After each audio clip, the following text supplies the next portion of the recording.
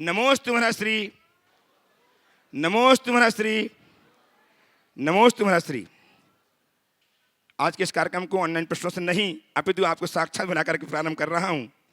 प्रथम प्रश्न के लिए उपस्थित हों श्रीमान अशोक जी रेखा जी जैन, वर्धमान करौनी सागर से, और तैयार रहेंगे श्री अमित जी रश्मि जी पांड्या सिकंदराबाद से। नमोस्तु महाराज जी, नमोस्तु महाराज जी, नमोस्तु महाराज।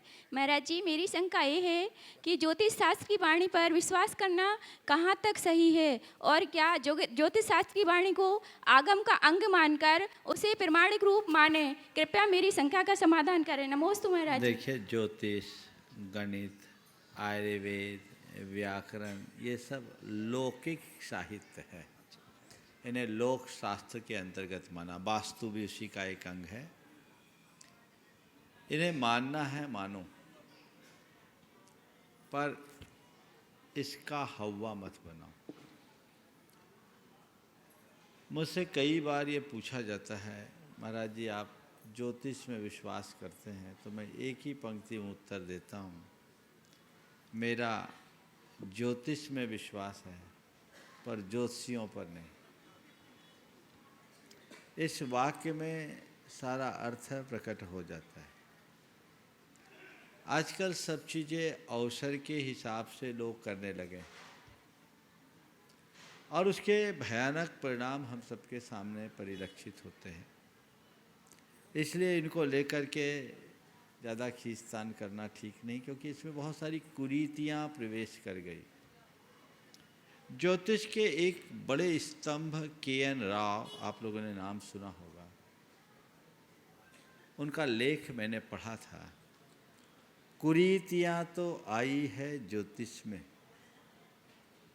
उसमें उन्होंने ज्योतिष में प्रवेश कर गई अनेक कुरीतियों का उल्लेख करते हुए सबसे ज़्यादा फोकस दिया था तथाकथित काल सर्प योग का।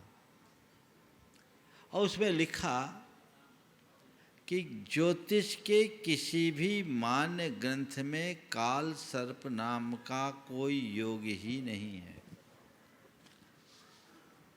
अपितु जिस राहु और केतु के मध्य समस्त ग्रहों के आने पर यह तथाकथित काल सर्प योग कहा जाता है, वह तो लाभकारक राजयोग है।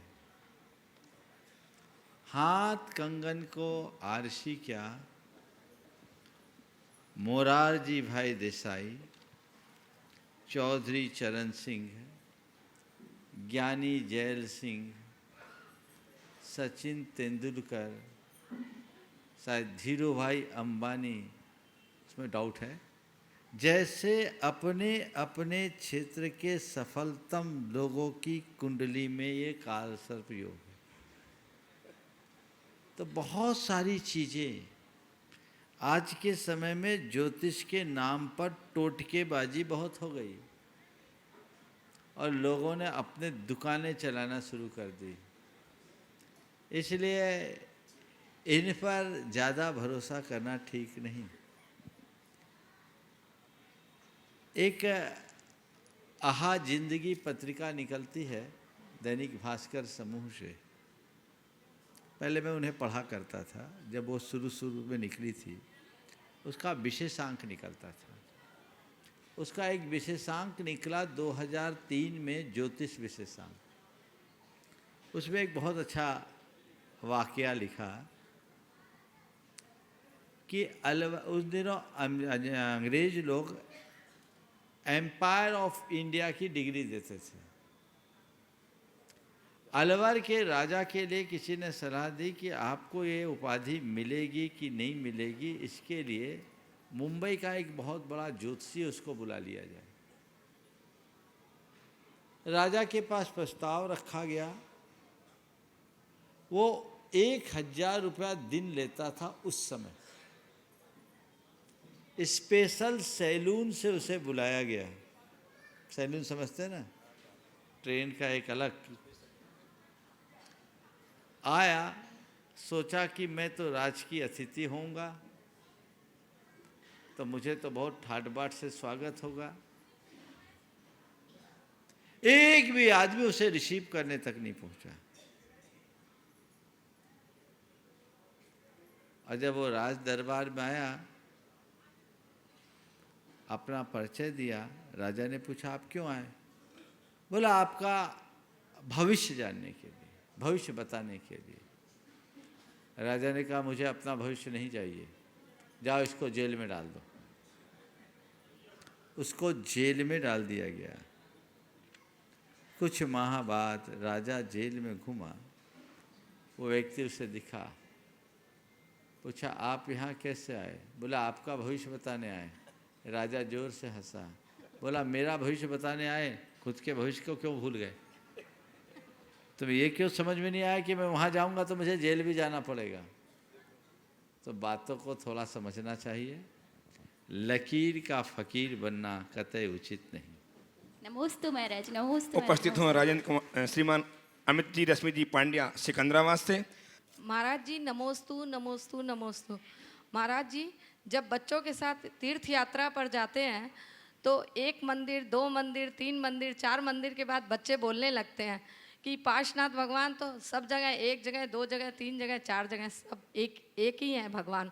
तो आप एक ही जगह पूजा पाठ माला एक ही जगह बैठ के फेर लीजिए ना, इधर से उधर, उधर से इधर फिर रहे हैं। तो महाराज जी बच्चों को क्या बोलना चाहिए, क्या जवाब देना चाहिए? एक दिन यही सवाल एक लड़के ने मुझसे कहा, वो थोड़ा किशोर उम्र का था, टीनेजर था। मुझसे पूछा महाराज जी एक ही भगवान बहुत है, 10 जगह लगाने की क्या जरूरत है? मैंने कहा तेरी कोई फ्रेंड है? बोले है। बोले उसकी कितनी फोटो में मिलती? बोले जितनी मिल जाए। फोटो तो सब एक की है? बोले एक की है, लेकिन अलग अलग में भी अच्छा लगता है। तो जब तुझे गर्लफ्रेंड की अलग अलग फोटो पसंद है तो भगवान की अलग अलग मूर्ति पसंद क्यों नहीं है? अरे जिससे प्रेम हो, जिससे लगाव हो, जिसके प्रति श्रद्धा हो, जिसके प्रति भक्ति हो, उसके तो हर रूप को देखने की इच्छा होती है। इसलिए अधिक से अधिक वंदन करो, ये मौका है। एक में जाओ, फिर दूसरे में जाओ, फिर तीसरे में जाओ और देखो ये भगवान है। अगर भगवान का एहसास होने लगे तो ये दुविधा कभी नहीं। आज अपनी वैवाहिक वर्षगांठ संपन्न करने के गुरुदेव श्री चरण में हैं ऐसे श्रीमान प्रमोद जी, मीना जी, कक्का, शास्त्री वर्मा कटनी से उपस्थित हों और तत्पर रहें।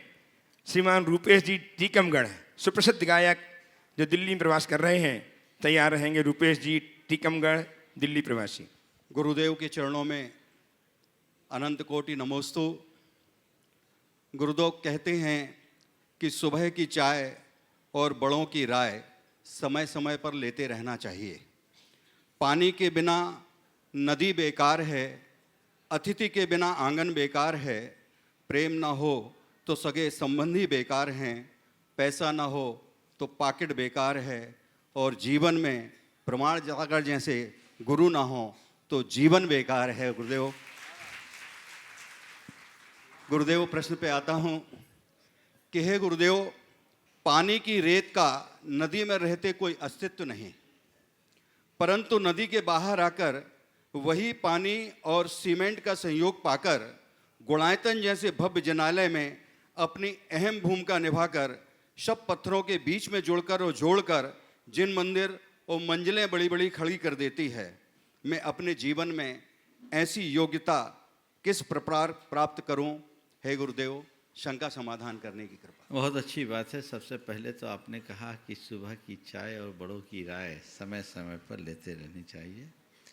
चाय का क्या असर है ये तो मेरे अनुभव में नहीं है, लेकिन बड़ों की राय का अनुभव जरूर है ना। तो राय तो हमें कभी मिस करनी नहीं चाहिए। और बुंदेलखंड में एक कहावत है, बड़ी प्यारी कहावत है, जो न माने सयानों की सीख। बुंदेलखंडी कहावत है, बिल्कुल। जो न माने सयानों की सीख, ले खपरिया मांगे भी। बिल्कुल। ये अनुभव प्रसूत कहावत है, तो हमें इसे अपनाना चाहिए। आपने जो बात की, रेत का अपना कोई मूल्य नहीं, लेकिन वह रेत जब सीमेंट के साथ मिलकर किसी निर्माण में लग जाती है तो वो अपनी उपयोगिता को साबित कर पाती है। इसे मैं व्यापक संदर्भ में देखता हूँ। और मैं आप सबसे कहता हूँ, हम आप सबका जीवन रेत की तरह असीम संभावनाओं से जुड़ा हुआ है। योग्यताएं हमारे पास है, लेकिन इन योग्यताओं का उद्घाटन तभी होगा जब हमें वैसा निमित्त और संयोग मिले। तो निमित्त और संयोग मिले, हम अपने आप को उस अनुरूप ढाल दें तो हम अपनी उपयोगिता को हमेशा के लिए प्रासंगिक बना के रख सकते हैं। आज हमारे लिए निमित्त मिलते हैं, संयोग भी मिलते हैं, पर बहुधा हम उसका सही प्रयोग नहीं कर पाते। जीवन में मिलने वाले निमित्तों और संयोगों का यदि हम प्रयोग करना सीख जाएं तो जीवन धन्य हो जाएगा। मैं तो आप सबसे यही कहूँगा, रेत की तरह बिखर करके मत जियो, इमारत की तरह निखर करके जीने का संकल्प लो, तब जीवन धन्य होगा। नमोस्तु नमोस्तु गुरु। आइए रूपेश जी टीकमगढ़ से जो गौरव बढ़ा रहे हैं टीकमगढ़ का दिल्ली में प्रवास करते हुए। प्रथम परम पूज्य संत शिरोमणि आचार्य गुरुदेव श्री विद्यासागर जी महामुनिराज के चरणों में कोटि कोटि नमन। परम पूज्य मुनि श्री प्रमाण सागर जी के चरणों में कोटि कोटि वंदन। चार पंक्तियाँ गुरुदेव के चरणों में और इस महान तीर्थ की रचना के लिए मैं अपनी ओर से भक्ति अर्घ्य के रूप में समर्पित करूं। उसके बाद एक छोटी सी शंका कहें, प्रश्न कहें, मैं गुरुदेव से चाहूँगा कि आप सबका भी और मेरा भी मार्गदर्शन होगा।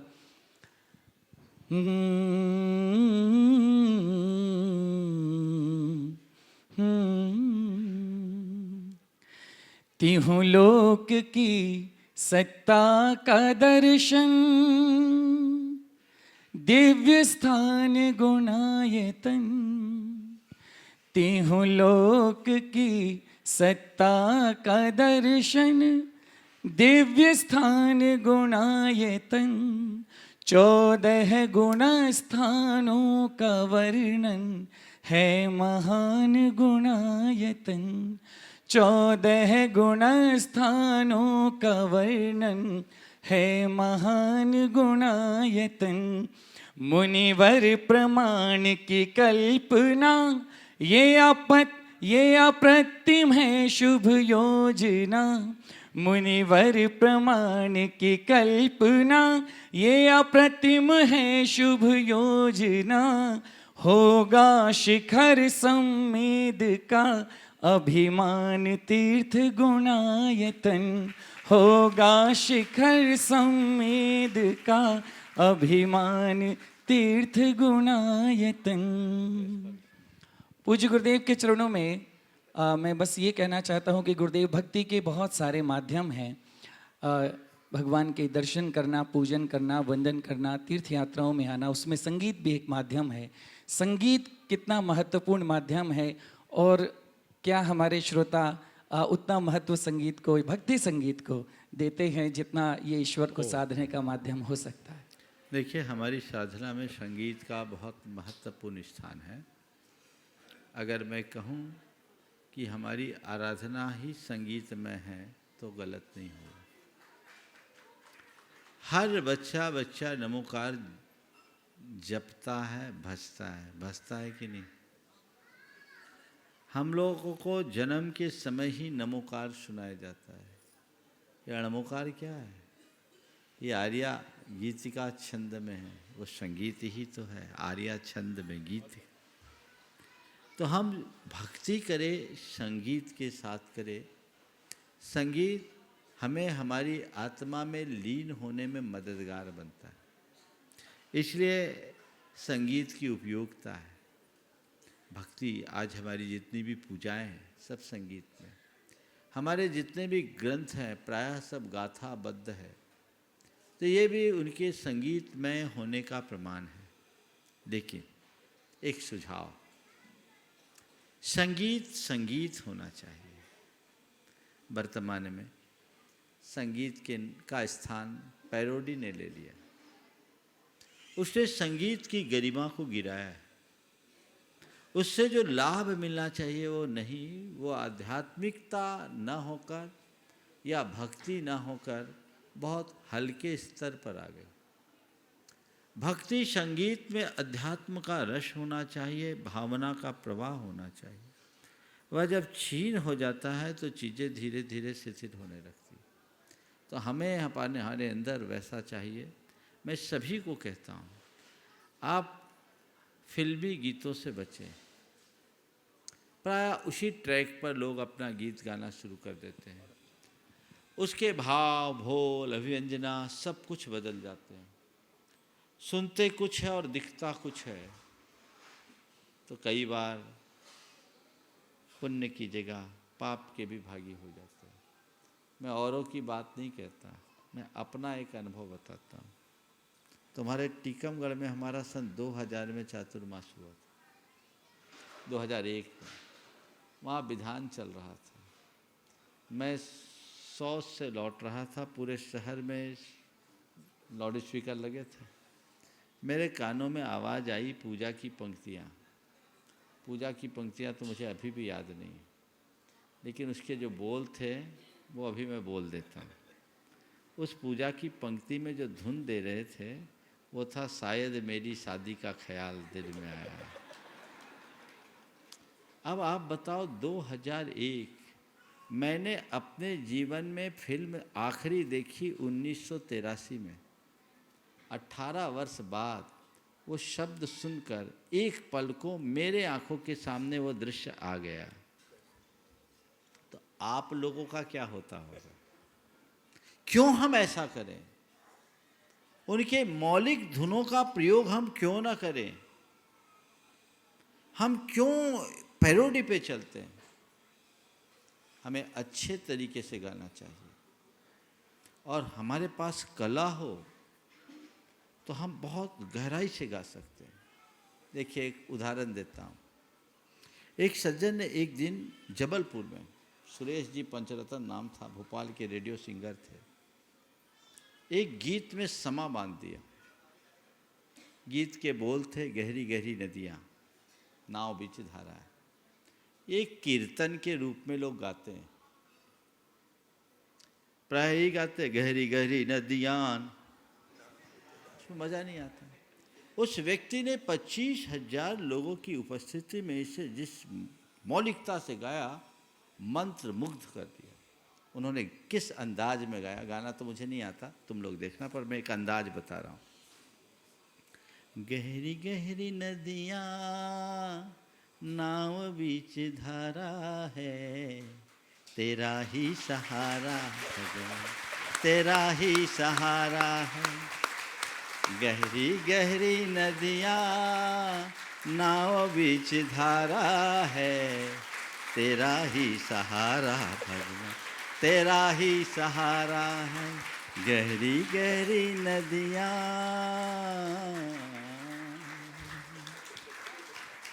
क्या हम ऐसी मौलिक प्रस्तुति नहीं दे सकते हैं?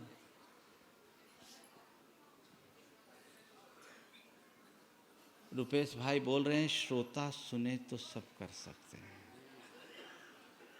एक बार की बात, ऐसी चर्चा चल रही थी, मेरे पास कुछ संगीतकार बैठे थे, मैं ऐसी चर्चा कर रहा था, तो कहा कि श्रोता को आजकल पसंद नहीं है। तो वहीं बैठे, बहुत पुरानी बात है 1995 की, तो एक ने कहा, महाराज हम आपके हैं कौन, इसने साबित कर दिया कि जनता किसको पसंद करती है। उस समय एक लंबे अंतराल के बाद कोई ऐसी फिल्म बनी थी जो परिवार के साथ बैठ कर के देखी जाए, है ना? तो ऐसा कुछ नहीं है। हम अपने आप को प्रिंसिपली तैयार करें। मैं तो तुम्हारे जैसे प्रतिभावान लोगों को कहूँगा, तुम्हारे पास गला है और कला है, सही तत्व में रिझाओ जिससे पुण्य की वृद्धि हो। कॉम्प्रोमाइज मत करो, अपने ढंग से अपनी मौलिक धुन को करो। हमको फोटोकॉपी नहीं बनना, हमने अपनी ओरिजिनल छवि बना कर रखना। बनाए जा सकते हैं, थोड़ा सा श्रम किया जाए तो सब मौलिकता के साथ किए जा सकते हैं। आप उसका पूरा लाभ ले सकते हैं, आनंद ले सकते हैं। चलिए। श्रीमान प्रकाश चंद्र जी शेठी, संरक्षक गुणायतन, ये अपना प्रश्न प्रस्तुत करें। उसके पूर्व उनका सम्मान करने के लिए श्रीमान रुपेश जी का सम्मान, एक मिनट रुपेश जी रुकें। रुपेश जी बहुत प्रसिद्ध गायक हैं और जैन समाज का नाम, जैन धर्म का नाम जहाँ तहाँ प्रसारित कर रहे हैं। इनके सम्मान के लिए श्रीमान शरण जी मुख्य प्रशासक गुणायतन सम्मान करेंगे रुपेश जी का, और रुपेश जी और प्रकाश चंद जी, चंदा जी सेठी का सम्मान भी शरण जी मुख्य प्रशासक गुणायतन करेंगे। लीजिए, आइए आइए, सेठी जी का सम्मान करेंगे श्रीमान, वहीं वहीं वहीं, और प्रश्न प्रस्तुत करेंगे प्रकाश चंद जी, चंदा जी सेठी अपना प्रश्न प्रस्तुत करेंगे। तैयार रहेंगे प्रियांश जी प्रत्युष जी जैन, कन्नौज उत्तर प्रदेश से श्रोमणी शिक्षक गुणायतन। श्रीमान प्रियांश जी प्रत्युष जी जैन, कन्नौज, सीखता से आ जाएं। दीजिए माइक दीजिए। ठीक है, चलिए। आइए श्रीमान प्रियांश जी प्रत्युष जी कन्नौज से, सीखता से आ जाएं। नमोस्तु गुरुदेव। मेरा प्रश्न ये है कि किसी एक चीज़ का रिस्क और रिवॉर्ड कैलकुलेट हमें कब तक करना चाहिए, और हमें सही राइट डिसीजन कब ले लेना चाहिए कि हाँ कि अब सही टाइम आ गया, अब ये डिसीजन लेना है। बहुत अच्छा सवाल है। रिस्क और रिवार्ड का कॉन्फ्लिक्ट कब तक करना चाहिए और सही निर्णय का सही समय आ गया है डिसाइड कैसे करना चाहिए। देखो, रिस्क और रिवार्ड दोनों चीज़ें हैं। प्रारंभिक दौर में बिल्कुल भी रिस्क नहीं उठाना चाहिए। रिस्क तभी लेना चाहिए जब हम कदाचित विफल हो जाएं तो भी हमारी सेहत पर असर ना पड़े। समझ गए? अभी हम चलना सीखे नहीं हैं और दौड़ना शुरू कर दें तो कल बैठने लायक भी नहीं बचेंगे। हम चलने में समर्थ हैं, अपनी गति को बढ़ाएं, दौड़े, बात समझ में आती है। जिन व्यक्तियों की स्थिति अभी आरंभिक है, कमजोर है, उन्हें बिल्कुल भी रिस्क नहीं उठाना चाहिए। रिवार्ड के लोभ में व्यक्ति, एक कहावत है, चौबे जी छबे जी बनने की भाव से गए, दुबे जी बन के लौटा है। समझ?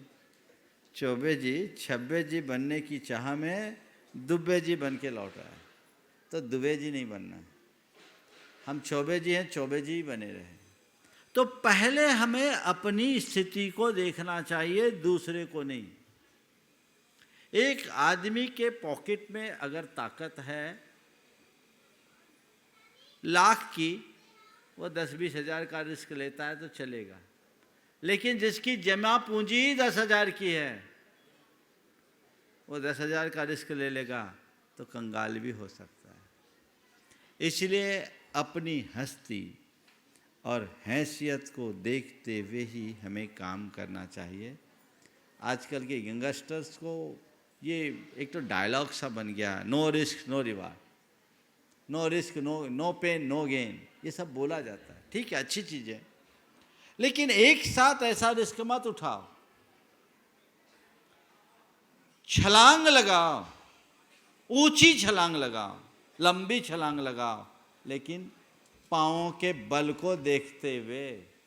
कहीं तुम्हारी छलांग हनुमान कूद न बन जाए कि गिरो तो चारों खाने चित्त हो जाओ, कमर ही टूट जाए। ऐसा नहीं होना चाहिए। एक तो ये हुआ। तुम्हारा दूसरा सवाल है, सही निर्णय का सही समय आ गया, इसे हम कैसे तय करें। देखो, निर्णय लेने की क्षमता नैसर्गिक भी है और अनुभव प्रसूत भी। जिन लोगों के अंदर औचित्य का स्वाभाविक गुण होता है, इसे आप लोगों की भाषा में गॉड गिफ्ट कहते हैं। कुछ लोग ऐसे होते हैं जो अपने निर्णयों में बड़े कुशल होते हैं, तुरंत कोई भी निर्णय ले सकते हैं, उनको उचित अनुचित का आभास हो जाता है, बोध होता है। तो जिस व्यक्ति के औचित्य के मन में औचित्य का बोध होता है, उसे निर्णय लेने के लिए कुछ नहीं सोचना पड़ता, वो फट से निर्णय लेता है, और ऐसे लोगों के निर्णय प्रायः सही होते हैं। फिर दूसरे क्रम में निर्णय लेने के लिए अपने अनुभवों के बल पर भी लोग निर्णय लेते हैं, अनुभव पर निर्णय लेकर सफल होते हैं। एक व्यक्ति ने किसी सफलतम व्यक्ति से पूछा आपकी सफलता का राज क्या है? उसने उत्तर दिया सही निर्णय। सही निर्णय। उसने पूछा सही निर्णय की क्षमता कैसे पाए? बोला अनुभव से। अनुभव से। बोला अनुभव कैसे पाया? बोला गलत निर्णय। मैंने अपने हर गलत निर्णय की समीक्षा की और नतीजतन मैंने सही निर्णय लेने का अनुभव प्राप्त कर लिया। तो ये अनुभव से भी हम निर्णय ले सकते हैं और ये अनुभव स्वगत भी होता है, परगत भी होता है। खुद के जीवन से भी हम बहुत कुछ सीखते हैं और बहुत कुछ हम औरों के जीवन से भी सीखते हैं। तो खुद के जीवन से सीखो, औरों के जीवन से सीखो, अनुभवी लोगों के परामर्श से सीखो। वो हमारे जीवन के लिए कामयाबी का आधार है। यदि इस बल पर आपने अपनी क्षमता विकसित कर ली तो जीवन में कभी विफल नहीं होगे, और नहीं तो आप तो अंधी दौड़ में न जाने कहाँ गिर पड़ो, गर्त में गिर जाओ, कोई भरोसा नहीं। इसलिए सतत आगे बढ़ते रहना चाहिए, वैसा प्रयास करना चाहिए। उपस्थित हों श्रीमान रमेश जी, श्रीमती गुणमाला जी काला हैदराबाद से।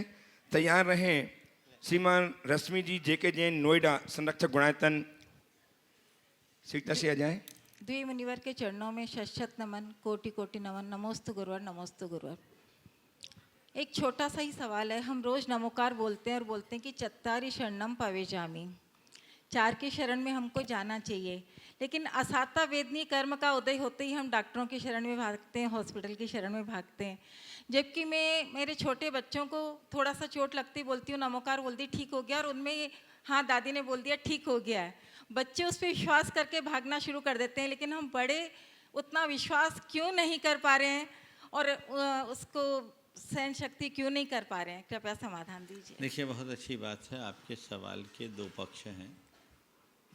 पहला पक्ष, जब हम बच्चों के लिए कहते हैं, बच्चे उन पर भरोसा करते हैं और तेज़ी से दौड़ते हैं, और मैं तो ये कहता हूँ बच्चे गिरते पड़ते हैं तभी मजबूत होते हैं। उनके लिए चोट मजबूती देता है, और बच्चों के लिए भी हम छोटी मोटी चोट के लिए ही ऐसा कहते हैं। गंभीर चोट लगने के बाद तो हमें तुरंत उसकी चिकित्सा कराते हैं, करानी भी चाहिए। रहा बड़ों का सवाल और 4 की शरण को, शरण तो हमें 4 की ही रखनी चाहिए, लेकिन 4 की शरण का मतलब ये नहीं है कि सिर फूट गया है और नमोकार जपते रहें, हम डॉक्टर की सलाह न लें। जहाँ जो मेडिकल एड है वो ले। हमारे भगवान ने चिकित्सा का निषेध नहीं किया, लेकिन चिकित्सा कराते हुए भी अंदर में श्रद्धान यही रखो कि औषधि निमित्त है, असली निमित्त जब तक मेरा पुण्य नहीं जागेगा तब तक कुछ नहीं होगा, और वह पुण्य परमेष्ठी की आराधना से ही होगा। बीमारी में चिकित्सा कराओ, चिकित्सक को उपचारक मानो और भगवान को शरण। बीमार अवस्था में भी भगवान की ही शरण जाओ, तो जो चिकित्सा 10 दिन में आराम पहुंचाएगी वो तुम्हें 2 दिन में लाभ दे सकती है। मेडिकल एड कभी मत छोड़ना, लेकिन केवल उस पर भरोसा मत करना, क्योंकि अंततः डॉक्टर भी कहता भैया मैं जो कर सकता हूँ, बाकी तो ऊपर वाले पे है। कहते हैं कि नहीं कहते? आप सब प्रार्थना कीजिए, डॉक्टर कहते हैं कि नहीं? यही तो प्रभु के शरण का द्योतक है। और आज तो विज्ञान ने भी ये बातें सिद्ध कर दी कि प्रार्थना का क्या प्रभाव पड़ता है। तो ये भी हमारी चिकित्सा है। अल्टरनेटिव मेडिसिन में ये सब चीज़ें आजकल जोड़ी जाने लगी है, तो हम दोनों का दोहरा लाभ उठा सकते हैं। उपस्थित हों श्रीमती रश्मि जी जेके जैन नोएडा से संरक्षक गुणायतन, जो प्रतिमा जी बीमार एवं मंडल के पुण्यार्जक हैं। अभिनंदन करें कल तो थोड़ी सी इनका। ये प्रश्न प्रस्तुत करेंगे। तैयार हैं CS अंकिता जी जैन नागपुर। द्वय मुनिराजों के चरणों में मेरा एवं मेरे परिवार का कोटि कोटि नमोस्तु नमोस्तु नमोस्तु। महाराज जी, आज महाराज जी आपके आशीर्वाद से वंदना बहुत अच्छे से संपन्न हुई। गुरुदेव, मेरी शंका यह है क्या आर्द्र रौद्र ध्यान किए बिना भावुकता में आंसू आ जाना और किसी के दुख को देखकर दुखी हो जाना या किसी की खुशी में खुश हो जाना कर्मबंध का कारण है? और यदि है तो क्या हम लोगों की नज़रों में अव्यावहारिक नहीं कहलाएंगे? देखिए, आंसू आना और दुखी होना, इन दोनों में बड़ा अंतर है। आंसू तो हर्ष में भी आते हैं, आंसू आने में पुण्य भी बंधता है। भगवान की भक्ति करते समय भी आंसू आता है। आचार्य पूज्यपाद तो कहते हैं भगवान की भक्ति कैसे करो, मरे मरे भावों से मत करो, भगवान का बन के करो। अब भगवान का बन कर करते समय क्या करो? वाणिम गद गदयन बपुः पुलकयन नेत्रद्वयम श्रावयन। वाणी को गदगद करते हुए, शरीर को पुलकित करते हुए, दोनों नेत्रों से आंसू बहाते हुए, मूर्धानम नमयन, सिर को झुकाते हुए, चेतोपि निर्वापयन, अपने चित्त को अर्पित करते हुए भगवान की भक्ति करो। समझ गए? तुलसीदास जी ने बहुत अच्छे शब्दों में लिखा है, तुम दर्शन ते पुलक शरीरा, तुम दर्शन ते पुलक शरीरा, गदगद गीरा, नयन बहे नीरा। हे भगवान, आपके दर्शन से मेरा रोम रोम पुलकित हो गया। गदगद गीरा, गियानी बानी, मेरी वाणी गदगद हो गई। और नयन बहे नीरा, नयनों से नीर बहने लगे। समझ गए? तो अगर हम किसी के प्रति सहानुभूति, संवेदना के रूप में अथवा किसी के भक्ति के रूप में आंसू प्रकट करते हैं, खुद के मन में दुख है तो कर्म का बंध है, संवेदना है तो नहीं, भक्ति है तो नहीं। मैं देखता हूँ कई लोग मेरे पास आते हैं, अचानक देखते हैं एकदम आंखें भर आती है, गदगद हो जाते हैं। मैं देखता हूँ तो ये चीज़ें रोज़ ही होता है, रोज़ ही होता है। आते हैं, दूर से आते हैं, क्योंकि देखे महाराज जी कभी देखा नहीं, सामने वर्षों से आपको सुनते आए, आज एकदम लाइव देख रहे हैं, तो एक अलग प्रकार का रोमांच होता है। तो ये भी एक भावना की अभिव्यक्ति है, और जिस रूप में आपकी भावना है उसी अनुरूप उसका परिणाम। उपस्थित हैं CS अंकिता जी जैन नागपुर से। तैयार रहे महेंद्र कुमार जी श्रीमती शैलेश जैन जैतपुर सागर से। नमोस्तु गुरुवर। गुरुवर, हमें जिन्होंने जन्म दिया, इतना योग्य बनाया, उन्हें ही हमें उनके ऐसे उम्र के पड़ाव में छोड़ के जाना पड़ता है जिस उम्र के पड़ाव में उन्हें हमारी सबसे ज़्यादा ज़रूरत होती है। तो गुरुवर, हम पुत्रियों का क्या कर्तव्य बनता है कि विवाह के पश्चात हम अपने कर्तव्य को कैसे निभाएं? मैं तो कहता हूँ पुत्रियों का एक बहुत बड़ा योगदान है। आपकी माँ ने अपने घर वालों को छोड़कर अपना घर नहीं बसाया होता तो आप यहाँ खड़ी हो पाती क्या? ये परंपरा कैसे बनेगी? समझ गई? मैं समझता हूँ इसमें ही आपका उत्तर है। समझ गए? तो घर वालों को छोड़कर हम दूसरे घर में जा रहे हैं, दूसरे के घर में जा नहीं रहे हैं, दूसरे घर की वंश की बेल बनने जा रहे हैं। नारी के बिना वंश बेल नहीं बढ़ सकता। तो ये बहुत बड़ा योगदान है, और त्याग भी। इसका सम्मान हर घर में होना चाहिए, हर घर में होना चाहिए कि तुम्हारे वंश की बेल बनकर बहू आई है, जिसके आधार पर तुम्हारा पूरा वंश टिका हुआ है। अपना घर छोड़ी, परिवार छोड़ी, सब कुछ छोड़ा, यहाँ उसे पूर्ण अपनत्व मिलना चाहिए, तभी आगे गाड़ी बढ़ सकेगी। और इसीलिए कन्या को उभय कुल विवर्धनी कहा गया। नमोस्तु गुरुवर। उपस्थित हो महेंद्र कुमार जी श्रीमती शैलेश जी जैन जैतपुर देवरी सागर से। तैयार हैं सुश्री प्राची जैन जबलपुर से। नमोस्तु महाराज जी, नमोस्तु महाराज जी, नमोस्तु महाराज जी, हमारी सारे परिवार की ओर से नमोस्तु। महाराज जी, सर्वप्रथम तो मैं काफ़ी समय से ये आपका प्रसारण देख रहा हूँ, और कल जब हमने आके गुणायतन का पूरा देखा तो हमारा मन गदगद हो गया कि महाराज जी ने एक गुणायतन की जो रचना की है बहुत अच्छे तरीके से की है और जितनी प्रशंसा की जाए उतना अच्छा है। सवाल कर लो जल्दी से। हाँ। महाराज जी हमारा एक छोटा सा सवाल है। जल्दी। महाराज जी हम गुणायतन को एक अंगूठी जो भेंट करना चाहती हमारी श्रीमती शैलेश जैन। बहुत सुंदर। दूसरी बात महाराज जी कार्यालय में दे देना आशीर्वाद। हाँ बोलो। हमारा एक छोटा सा सवाल है। हमारा जो मंदिर है जैतपुर में 200 वर्ष करीब प्राचीन। जैतपुर कोपरा। हाँ, हम जयपुर सुन रहे हैं। हमारी जो भतीजी है वो उत्कृष्टवती माता जी हैं। हाँ, हाँ, आपके उसमें महाराज जी 200 वर्ष पुराना है तो उसमें प्रथमा वो 200 वर्ष पहले से पार्श्वनाथ दिगंबर जैन मंदिर से चला आ रहा था। अभी बीच में उसका नाम बदल के चंदापुर रख दिया तो इसका कृपया समाधान करें, उचित है या अनुचित। ये तो प्रतिष्ठाचार्यों से पूछो, मैं यहाँ क्या बोलूँ, समझ गए। और ये यहाँ का विषय नहीं है। अभी मैं कोई भी ओपिनियन दूंगा तो तुम लोग लड़ पड़ोगे, ऐसी थोड़ी सी समाज।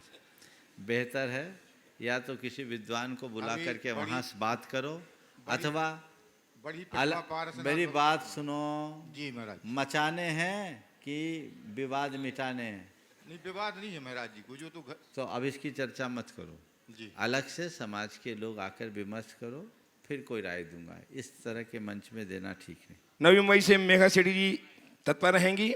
उपस्थित हों प्राची जैन जबलपुर से। मुनिवर के चरणों में त्रिवार नमोस्तु नमोस्तु नमोस्तु। मुनिश्री, आग तो लगा दी, बुझाओगे कब? जन्म तो ले लिया, संभालोगे कब? तो महाराज श्री, ये 2 चीज़ें समय पर नहीं रोकेंगे या नहीं संभालेंगे तो भयावह रूप ले सकते हैं। इसीलिए जीवन को संभालने का हुनर और चिंगारी आग ना बन पाए, इसका भी हुनर बताएं, कृपया समाधान करें। नमोस्तु महाराज। जीवन को संभालने का हुनर और चिंगारी आग न बन पाए, इसका हुनर हम क्या करें? पहले तो चिंगारी ही उत्पन्न न हो, ये प्रयास करें। और उसका एक तरीका है, वो है शॉर्ट सर्किट से बचने के लिए क्या करते हैं? हाँ, पानी नहीं, बोलो। हाँ,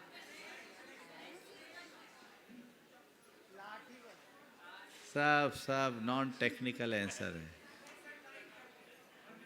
क्या करते हैं? कुछ नहीं, शॉर्ट सर्किट से बचना है तो वायरिंग में इंसुलेशन लगाओ, इंसुलेटेड वायर रखो, केबल पूरी ऐसी रखो जहाँ कहीं फॉल्ट ही ना हो, तो शॉर्ट सर्किट कैसे होगी? समझ गए? जीवन को संभालने के लिए अपने जीवन में संयम का इंसुलेशन करना चाहिए, जो हमारी वृत्ति और प्रवृत्तियों में अंकुश लगाता है। न कभी चिंगारी उगेगी, न आग बनेगी। उपस्थित हों मेघा जी सेठी नवी मुंबई पनवेल से। तैयार है प्रीति राजीव बड़कुल दमोह मध्य प्रदेश से। नमोस्तु भगवान। मेरा एक छोटा सा प्रश्न है कि आजकल जब व्यक्ति एक साधारण सा जीवन जीना चाहता है तो उसे डाउनग्रेडेड क्यों कहा जाता है? ऐसे माना जाता है कि ये जैसे डाउनग्रेडेड है, इतना कुछ जानता नहीं है, सोशली एक्टिव नहीं है, या फिर इसे कुछ पता नहीं है। हालांकि वो सब मनी मन सब जानता है, सब समझता है, लेकिन उसमें बोलने की कला इतनी विकसित नहीं होती। तो ऐसे व्यक्ति को थोड़ा अलग दृष्टि से देखा जाता है। आप इसका समाधान मैं तो एक ही बात कहूँगा, लोग तुम्हें किसी भी दृष्टि से देखने दो, हमें अपने आप में खड़ा रहना चाहिए और अपने अंदर हीनता का अनुभव नहीं करना चाहिए। दुनिया है, दुनिया तो ऐसी ही लोगों को देखने का नज़रिया है, वो हर कोई को ऐसी तरह देखती हैं, कमतर आंकती है। लेकिन हमें जब अपनी तरह हम देखेंगे तो कभी ऐसी स्थिति नहीं बनेगी। इसलिए हमें अपना देखना चाहिए, लोगों के नज़रिए को हम नहीं बदल सकते। आजकल की तो स्थिति ऐसी है, ऊंची दुकान और फीकी पकवान। हम अपने आप को अपने तक रखें और हम अपने विचारों से अपने आप को परिष्कृत करें। नमोस्तु। उपस्थित हों प्रीति जी राजीव जी बड़कुल दमोह मध्य प्रदेश से। तैयार है राजेंद्र कुमार जी जैन घुवारा टीकमगढ़ से। एडवोकेट राजेंद्र कुमार जी जैन। हम दमोह वासी की तरफ से आप सभी को महाराज जी के चरणों में बारंबार नमोस्तु नमोस्तु नमोस्तु। महाराज जी, मेरा प्रश्न है, संसार में सुख और दर्पण में मुख होता नहीं है, सिर्फ दिखता है। ये फिर भी ये सभी संसारी प्राणी उसी सुख के पीछे भागते हैं, ऐसा क्यों? संसार में सुख और दर्पण में मुख होता नहीं, दिखता है, फिर भी संसारी प्राणी उसी के पीछे भागते हैं, ऐसा क्यों? क्योंकि उसमें आकर्षण है। दर्पण में मुख दिखता है, होता नहीं, सबको पता है, लेकिन दिखने वाले मुख के प्रति आकर्षण है ना? ये आकर्षण खींचता है, यही आसक्ति है। जब ये आसक्ति टूटती है, हृदय में वैराग जगता है, जीवन की दिशा और दशा बदल जाती है। नमोस्तु महाराज जी, नमोस्तु। राजेंद्र कुमार जी घोड़ा से, टीकों के घोड़ा से, और तैयार हैं सुरेश जी कुसुम जी छावड़ा गुवाहाटी से। सुरेश जी कुसुम जी छावड़ा गुवाहाटी, शीघ्रता से आ जाएं। गुरुवर के चरणों में कोट शाह नमोस्तु। मैं राजेंद्र कुमार जैन अधिवक्ता घोरा से। महाराज श्री, मैंने बहुत बरसों पूर्व आपके दर्शन किए थे, आज बरसों बाद दर्शन करके मैं धन्य हो गया हूँ। मैं पेशे से अधिवक्ता हूँ और मुझे झूठ से बहुत नफरत है, पर पेशा ऐसा है कि लोगों को न्याय दिलाने के लिए मुझे न्यायालयीन प्रक्रम में झूठ बोलना पड़ता है। लोग मेरे पास आते हैं और वो भी झूठ पसंद करते हैं कि हमें आप आश्वासन झूठा दे दें, पर हम सच्चाई बताते हैं तो हमारे पास से चले जाते हैं। हालांकि मैं एक सफल अधिवक्ता हूं। मैं महाराज श्री, ये आपसे शंका है कि मैं ऐसा क्या करूं कि मुझे तो अब ये भी लगता है कि इस पेशे को भी छोड़ देना चाहिए, क्योंकि झूठ मुझसे बर्दाश्त नहीं होता है। मुझे मार्गदर्शन दें। देखिए, पहले तो मैं आपसे कहूँगा, पेशे में झूठ चलेगा, झूठ का पेशा मत करना।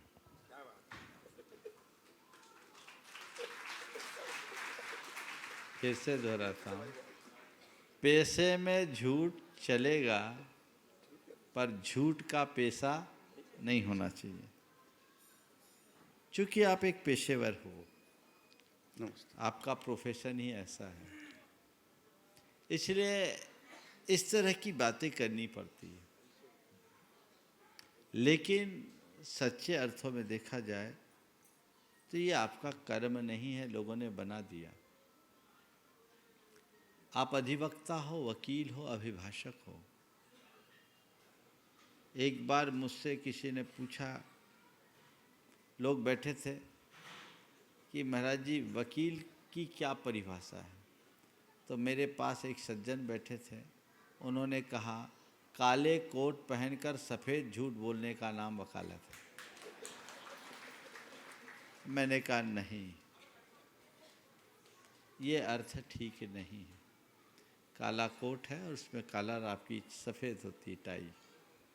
मैंने कहा ये नहीं है। वकील काला कोट पहन करके सफ़ेद झूठ बोलने वाला नहीं है। कालों के बीच से सफ़ेद को निकाल कर गले का हार बनाने वाला वकील है। अभिभाषक को सत्य के लिए लड़ना चाहिए, न्याय के लिए लड़ना, न्याय दिलाने के लिए लड़ना, ये उसका धर्म है। अगर एक बार पूछा गया कि महाराज इस धंधे में तो बहुत पाप है, हम देख रहे एक आदमी ने हत्या की और हम उसे निर्दोष साबित करने का प्रयास कर रहे हैं। एक व्यक्ति ने किसी के भूमि भवन पर कब्जा किया, हम उस पर उसे फ़ायदा दिला रहे हैं। एक व्यक्ति ने किसी का बलात्कार किया, हम उसे निर्दोष साबित कर रहे हैं। ये तो पाप का अनुमोदन है, बेशक है। और इस तरह का कार्य करने वाले महान पाप के भागी होते हैं, इसमें कोई संशय नहीं। ये भी एक अपराध है, भले कानून की नज़र में ना हो, धर्म के क्षेत्र में तो है ही। पर यही कर्म करते हुए एक वकील पुण्य का भी बंध कर सकता है। वो कैसे? अगर आपको दिख रहा है कि किसी व्यक्ति को गलत तरीके से फंसाया गया है, जो अक्सर होता है, आप उसे न्याय दिलाएं, उसकी पैरवी करें, आप सत्य के संरक्षक और प्रहरी बनोगे। आप देख रहे हैं किसी के भूमि भवन आदि में किसी ने अवैध कब्जा कर लिया, आप उसकी पैरवी करके, लड़ाई लड़ करके उसको आप दिला रहे हैं, आप उसकी दुआएं ले रहे हैं। तो अगर ऐसी दृष्टि अंदर में हो तो बहुत बड़ा बदलाव खड़ा हो सकता है। लेकिन एक दिन जब ऐसा मैं बोल रहा था तो एक ने कहा, महाराज जी ऐसा करने वाले वकील को तो बार रूम में केवल मूंगफली खा करके दिन बिताना पड़ेगा। मैंने कहा ऐसा नहीं है। गांधी जी भी एक बैरिस्टर थे और उन्होंने बैरिस्टरी के साथ सत्य का प्रयोग किया। यदि व्यक्ति निष्ठावान हो तो ये काम कर सकता है। कोई अपराधी भी आए, उसे कहो मैं तुम्हारे अपराध की स्वीकृति के साथ, तुम्हें सज़ा तो मिलेगी पर मैं तुम्हारी ऐसी पैरवी करूँगा कि कानून के दायरे में तुम्हारी सज़ा कम तक हो सके। ये हो सकता है, क्रिमिनल हो या सिविल। दोनों प्रकार के प्रकरणों में अगर वकालत करते समय थोड़ा ध्यान रखा जाए तो बहुत कुछ संभाला जा सकता है। मैं इस बात के लिए बिल्कुल सहमत नहीं हूँ कि वकालत का धंधा बुरा ही है इसलिए छोड़ दें। अगर आप लोग ही छोड़ दोगे तो रही सही व्यवस्था भी चले जाएगी। मैं तो चाहूँगा लोग वकालत करें और सही तरीके से वकालत करें ताकि उनका पेशा भी बना रहे और लोग भी उससे पीड़ित ना हों, सबका जीवन धन्य हो, सभी सुखी हों। इसके साथ आज के इस सत्र को परम पूज्य गुरुदेव के चरणों में नमन अर्पित करते हुए यहीं पर विराम। बोलिए परम पूज्य आचार्य गुरुवर श्री विद्यासागर जी महाराज की ओम।